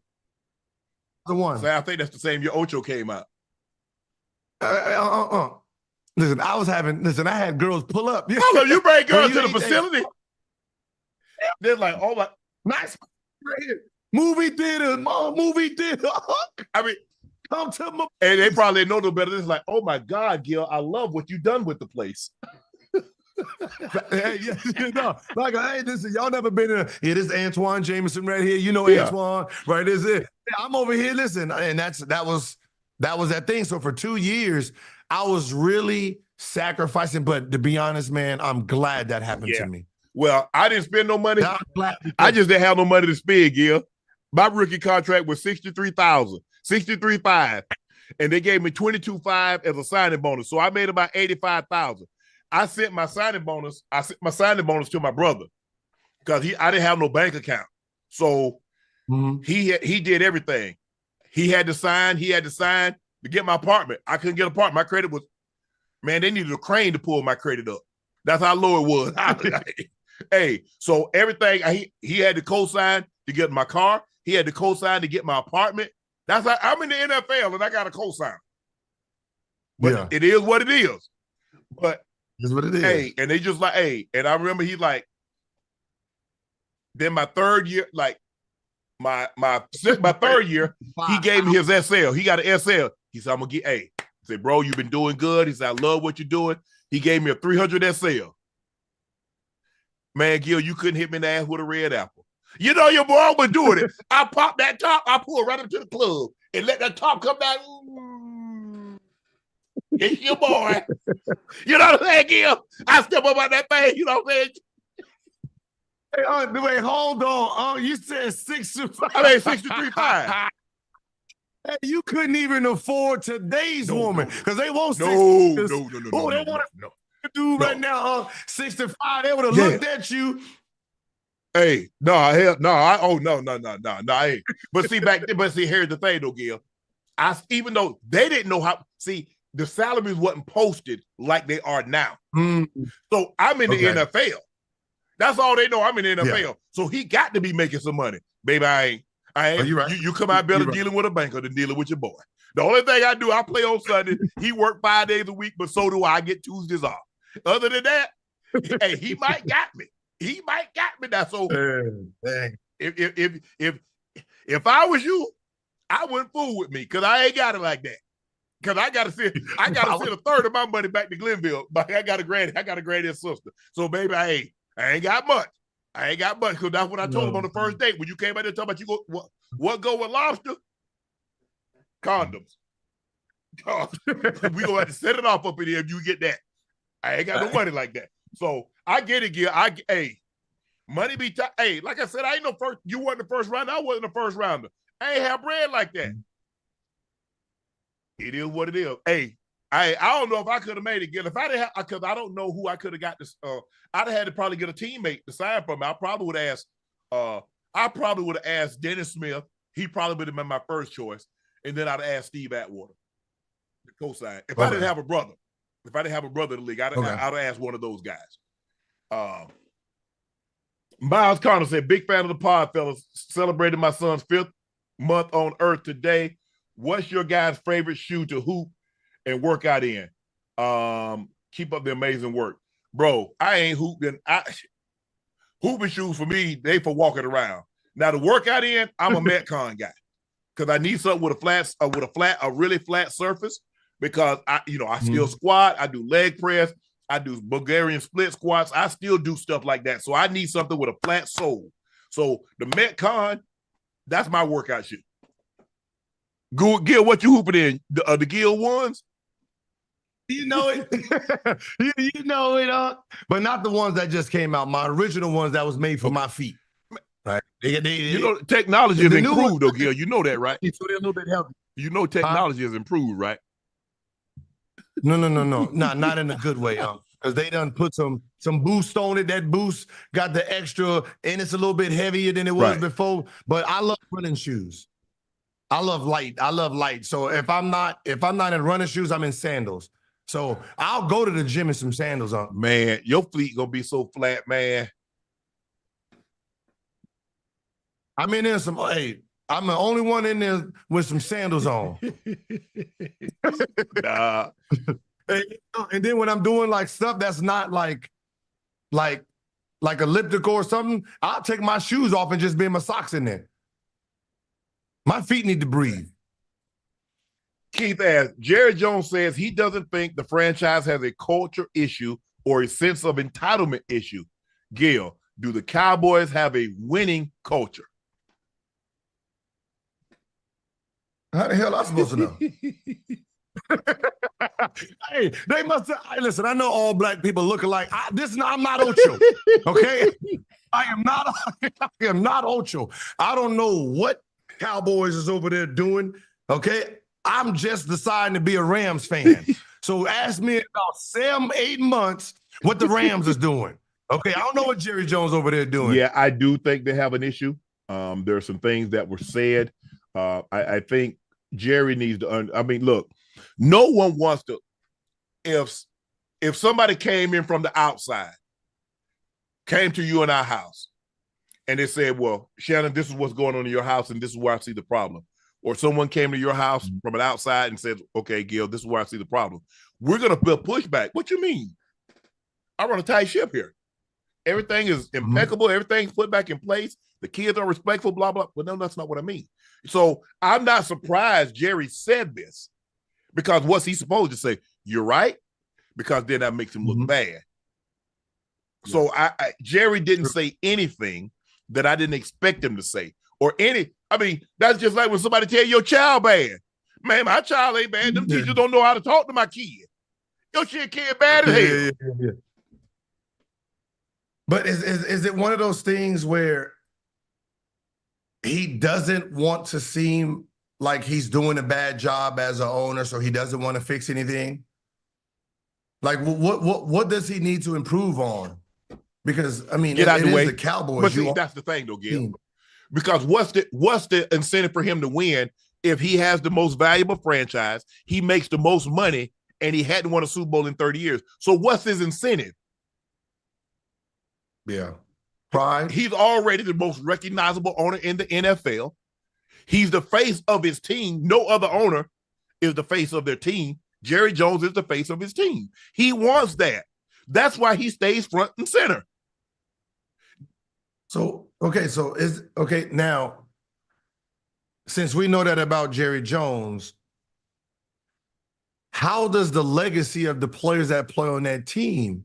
That means their legacy can't be complete, because if the owner doesn't want to win, right? He has no ambition to win, and you're, let's say, the Dax, right? His legacy is going down because of not his performance, because of the owner doesn't want to win. He has nothing to prove, right? So, and that's how we feel in the NBA too. There's some owners that their franchise is just worth so much that they don't have anything to prove as owners. And there's players on there who's being judged for what they're doing. So if I'm handicapped by this guy's ego, why no one ever takes that in consideration? Well, I think the thing is that you look at some of the guys, let's take Micah. I think Micah is going to be so great through the course of his career, you're going to have no choice but to put him in the hall. You look at what CD's been able to do, and he's gotten better and better because, like, you look at the guys that they drafted. Like Larry Allen was so great, and he won a Super Bowl early in his career, but he was so great. You can make a case Larry Allen is the greatest offensive lineman because he could play all the positions on the offensive line, and he was an all-pro in those positions. You look at DeMarcus Ware, had a great career, but he won this championship in Denver. And so And so that's gonna be a very interesting. I don't think they factor the voters. I don't think they factor that in. They just look at the play on the field. They look at and they expect you to be able to overcome, poor and I don't think Jerry is a poor owner. I just think the thing is that he gets in the way because he wants the credit.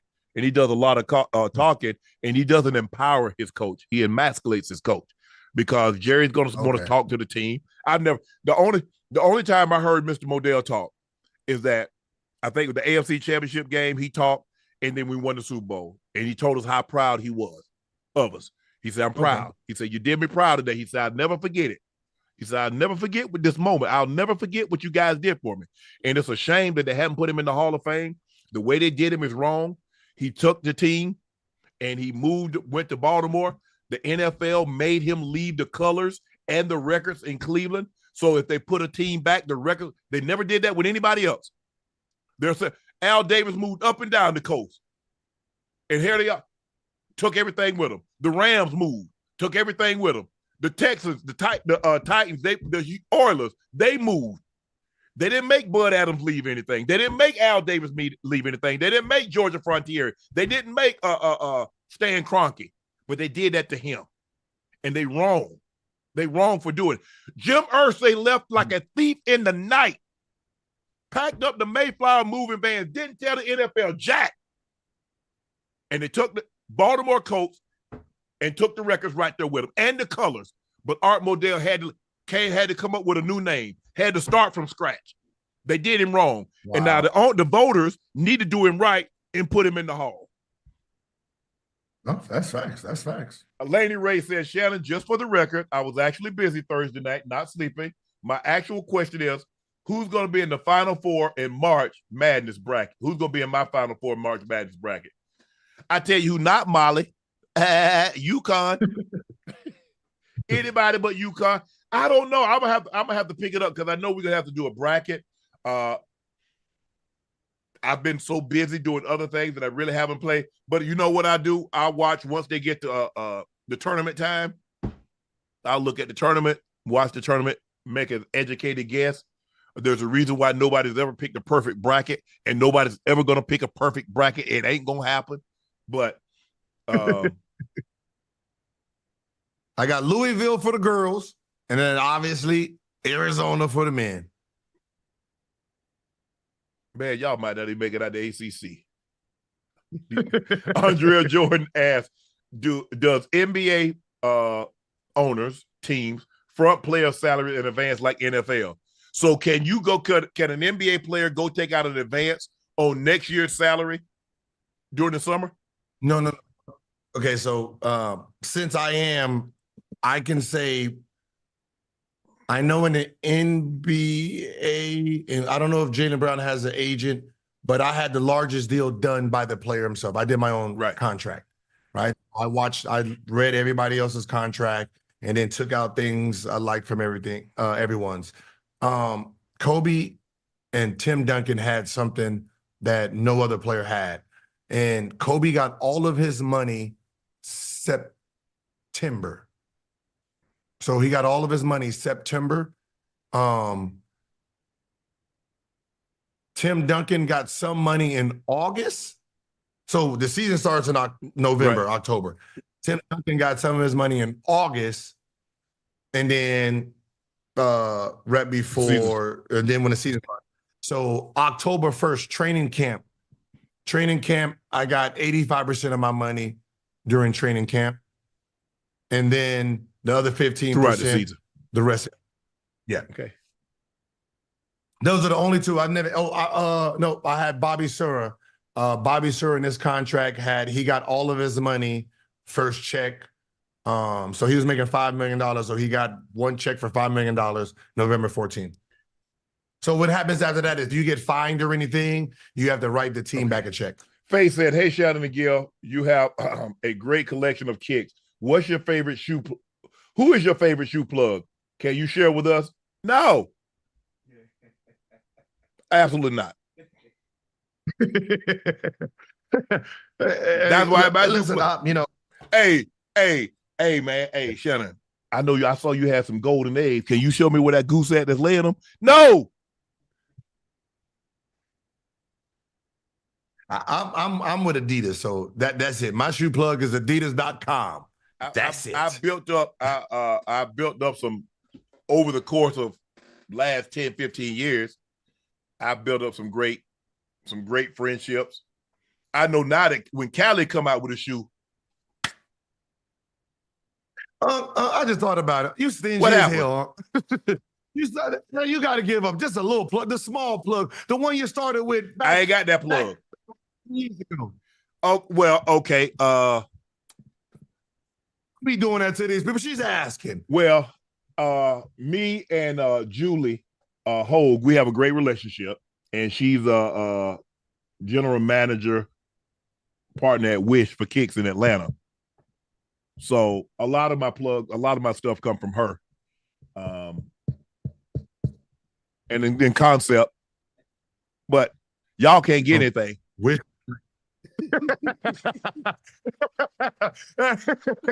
Had to hit her with it, but you still can't get nothing. Yeah. And even Ashby, but it's too late. I'm saying, bro. So I get a plug. So people are like, hey man, can you hook me up? So let me get this right. You want me to forgo my size 13 and get you a size 8 or get you a size 10. So you want me to give up? I got an opportunity to get the chunky dunks. What the hottest shoe out? Nah, bro, I don't want that. Hey, Mr. Sharpe, we have your 13. Nah, hey, I got a homeboy. I'm gonna get him that 11. Really? Yeah. Really? Yeah. No. Unfortunately, no. Listen, for the women, won't you just call Larson Pippen? Yeah, right? Call Larson Pippen, right? And she got Michael Jordan's son who got him a shoe store. There you go, right there. I need to get on the trophy room plug list. Question of the day. Could Jokic be in the GOAT conversation if he wins 2 more titles and 2 more MVPs? Hell yeah. Man, boy, 4 MVPs, hell yeah, put you in the GOAT conversation. Do you know now you're talking about LeBron, Russell, Wilt, Jordan, and Kareem. Only 5 guys. They got 4 more MVPs. Yeah. And then you talk about 3 more titles, and he's gonna be the finals MVP at all of them. So Facts. And Gil, he's 29. He ain't 30 for Gil, he's 29. Yeah, but no. His 29 is a little different, Unc. He ain't athletic, Unc, so he can come back. That's my point. He can play another 10 years because his game. Gil, the question is, does he want to play? Does he have a burning desire? But because his game is not predicated on athleticism, he can play longer because like Tom Brady. Now, just imagine if Tom Brady was relying on legs or Peyton Manning was relying on legs. That's why they were able to play. Now Tom played 23 years. It'd have been very interesting had Peyton Manning not suffered that nerve injury, how long he could have actually played. But when you're not reliant on athleticism, that's what makes LeBron. But LeBron can think the game through. He's like, you know what? I'm just gonna post. I ain't gonna, and once he added that 3 ball, the man shooting 40+% from the 3. I know, but did you see Dirt those last 5 years? Yeah. He looked like the Tin Man on Wizard of Oz. He just walking down. But here's the thing: just think about if he was athletic, how he would look the last 10 years, not the last 5.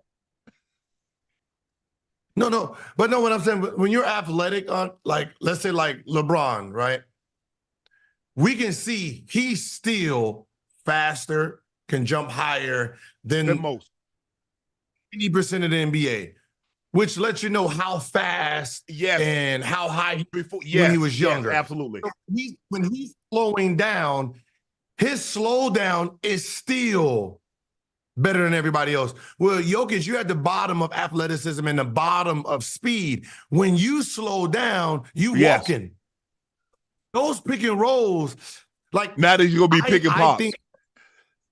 I think what happens is when they start like targeting him on pick and rolls for real, and he just can't move the way he used to moving, he's going to be a real liability defensively, and I think he's just going to call it quits. I think around 34, 35. He's going to call it quits anyway because I don't know. Well, he's made it clear. Like, it's not like basketball is like the end-all, be-all. Like, he going to die without it. Yeah. Man, listen, this money now, the money they get now, the money they get now, you know, they making $300-400 million before they 30. They say Luka next contract might be $80 million a year, 5 years for $400. Luka 25. So if he get a 5 year for $400, what's he gonna get at 30, Gil? 5 years, 500, 5 years, 550. 5, 6, yeah. Aaron Owens asked, how dominant could Milwaukee have been if Dr. J would have played with Big O and Kareem? A great what if.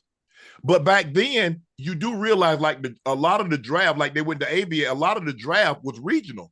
So whatever area you was in, you don't. I think Kareem went to Milwaukee because they lost the coin flip. I think they was in a coin flip with the Knicks. One team on the phone, one team calls head, the other team calls tails. Hey, in the office, they flip it. Oh, heads. Okay, Milwaukee, you got. I got to fly. Gil. No, we're going to flip that coin in front of me. Hell nah. Can you just imagine how rigged all that shit was back then? And so when Doc came out, what, 71? Doc first year with the Virginia Squires. And, you know, he think sometimes you check jump funny, the money, you know, the ball wasn't the only thing that was bouncing. He said my money was bouncing. The checks was bouncing. So they ended up, you know, selling his right to the Nets. The Nets, it had some little financial issues they ended up selling. But it was different. The NBA was very different because back then, a team could draft the player stay in college, and they still had his rights when he came out. Yeah, that's what happened to Bird. So, you know, so I don't think it would have been possible. Question of the day. What's your guys' dreams finals matchup this year? Gil? Dreams finals, I think for ultimate ratings, it will be Boston versus Lakers so they can break this tie.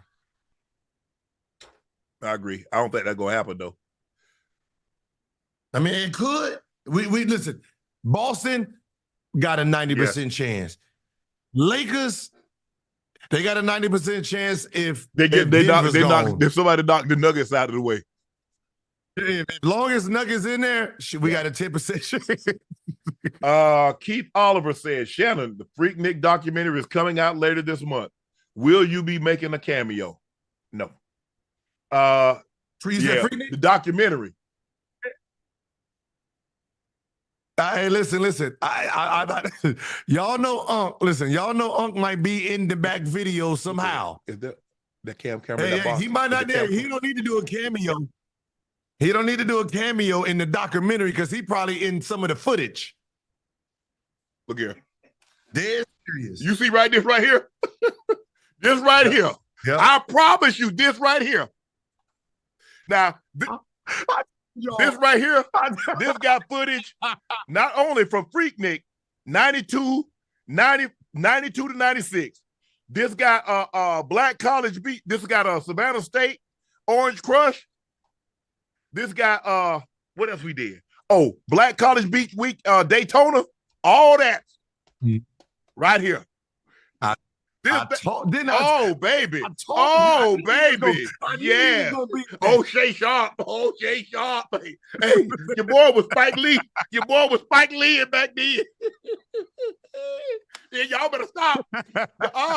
This right here, never, ever. And y'all break in the house, you'll never find it because I brought it out because I had a feeling somebody will ask about it, but this goes right back to the ball. Right back to the bank ball. This right here. As a matter of fact, if I ever get sick for more than a week, I'm going to smash the hell out of it. Y'all ain't going to never get the footage off this right here. This right here.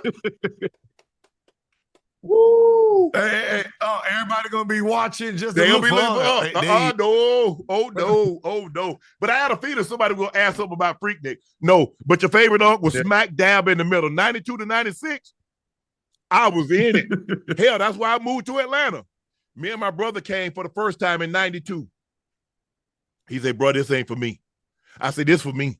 I'm going to be back. It ain't for you. It's for me. As a matter of fact, Prime had a club. What was that club? I think it 112 was popping. Diamonds and Pearls. Everything was off Chester Bridge. Whoo, lit. Your boy was smack dab in the middle. When I say smack dab, oh no. I hope they catch you. I hope they catch you on film. I've shared a lot of stories, and I've told some stories, a lot of stories. But that Freaknik stuff, oh, they asked me to be a part of it. I said, no, sir. I'm going to my grave with this here. Nah, hey, they got you on. Hey, Gil, and when I go before the man, when I go before the man upstairs, he said, well, Shannon, can you tell me about Freaknik? I said, what you remember about Freaknik? He says, I don't remember anything. I said, I don't either. I don't either. You erased my memory. This is gone. This is gone right there. Oh, your boy, ooh, your boy was out, all the way. Yeah, Gil. Oh, yeah. And they need to go ahead and have another one. No, they need to go. No, they don't. We shut it down. Look, 85. You gonna see 85. 85 is runs through the city. 6 lanes, bro. Cars bumper to bumper.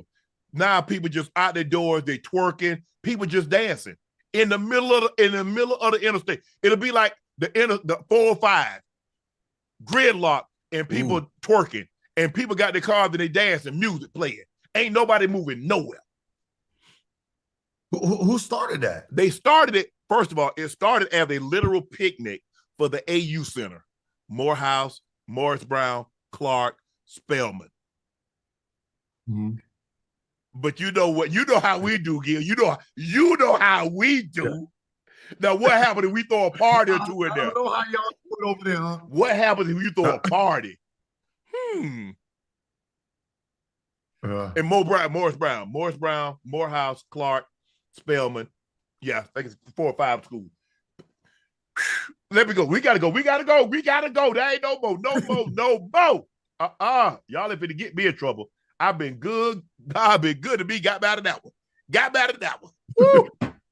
Boy, those were the days. Lord have mercy. If I had 1,000 tongues, Lord, I couldn't thank you enough for where you brought me from. And I ain't just talking about Glenville.